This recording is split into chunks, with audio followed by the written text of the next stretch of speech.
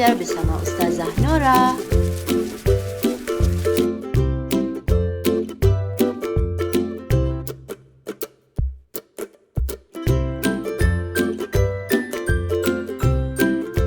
Hai murid-murid, hari ini kita akan belajar mengenai keunggulan sifat tabligh Nabi Muhammad SAW.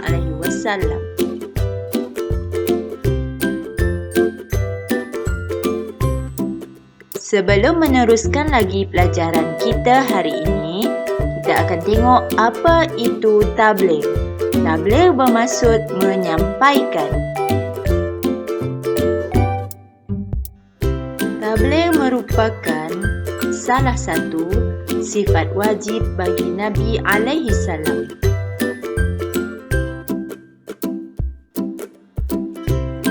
Nabi menyampaikan wahyu yang diterima daripada Allah Subhanahu wa taala kepada umat mereka.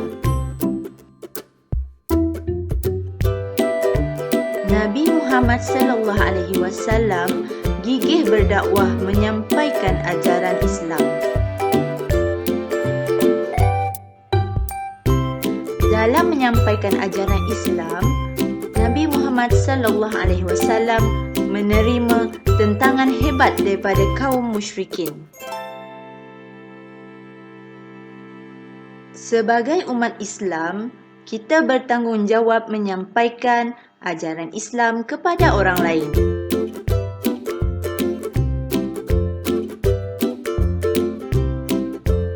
Dalam satu hadis ada menjelaskan tentang sifat tabligh Nabi Muhammad sallallahu alaihi wasallam.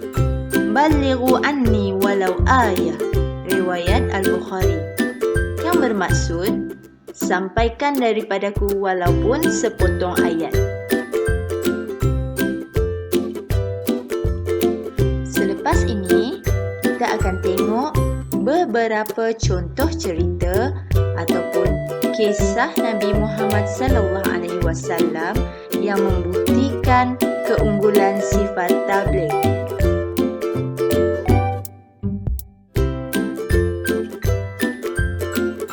Jom kita tengok kisah yang pertama, iaitu dakwah secara rahsia Nabi Muhammad sallallahu alaihi wasallam. Nabi Muhammad sallallahu alaihi wasallam memulakan dakwah kepada orang yang rapat dengan baginda setelah diperintahkan oleh Allah Subhanahu wa taala. Khadijah binti Khuwailid, Abu Bakar As-Siddiq, Ali bin Abi Thalib dan Zaid bin Harisah radhiyallahu anhum memeluk Islam. Namun begitu, ada yang tidak menerima dakwah baginda, termasuk Abu Talib, bapa saudara Nabi Muhammad sallallahu alaihi wasallam. Nabi Muhammad sallallahu alaihi wasallam tetap amanah memikul tanggungjawab bertabligh, tidak berputus asa.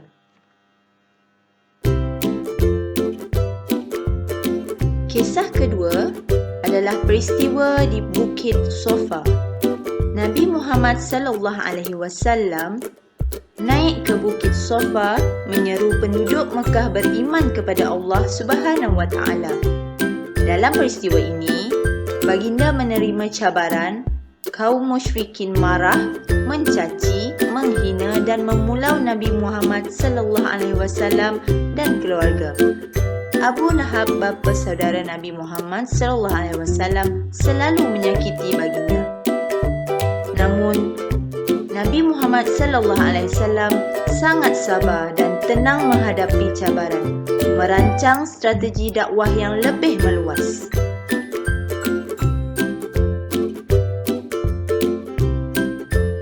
Kisah ketiga adalah peristiwa di Taif. Semasa di Taif, baginda berdakwah menyampaikan ajaran Islam. Namun, baginda diejek, dihina dan dilontar batu sehingga cedera dan berdarah. Nabi Muhammad sallallahu alaihi wasallam semakin cekal berdakwah dan tidak membalas dengan kekerasan.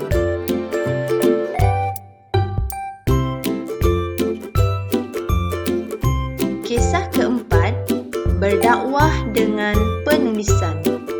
Baginda mengutus surat menyampaikan ajaran Islam kepada raja dan pemimpin negara seperti Raja Rom, Habsyah, Parsi dan Mesir. Namun, sebahagian besar menolak dan menentang ajaran Islam. Ada yang mengancam memerangi umat Islam. Nabi Muhammad SAW tetap dengan tugas dakwah dan diteruskan, serta negara Madinah diperkukuh.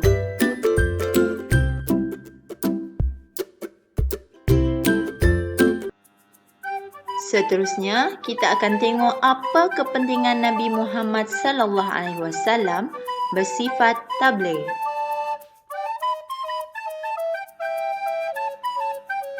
Kepentingan yang pertama adalah ajaran Islam tersebar luas.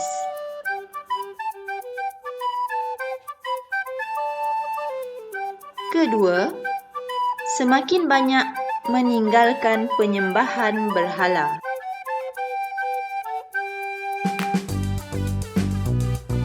Kepentingan yang ketiga adalah akhlak mulia diamalkan dalam kehidupan.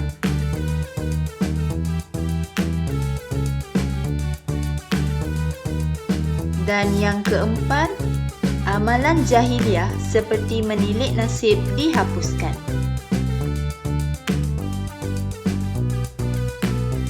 Kita sebagai umat Nabi Muhammad SAW hendaklah meneruskan tugas dakwah agar ajaran Islam terus disebar dan diamalkan. Pada masa kini, terdapat pelbagai platform yang boleh kita gunakan untuk menyebarkan ajaran Islam seperti Instagram, Facebook, YouTube, Twitter dan banyak lagi. Begitulah penjelasan tentang keunggulan sifat tabligh Nabi Muhammad SAW. Sekian, Assalamualaikum.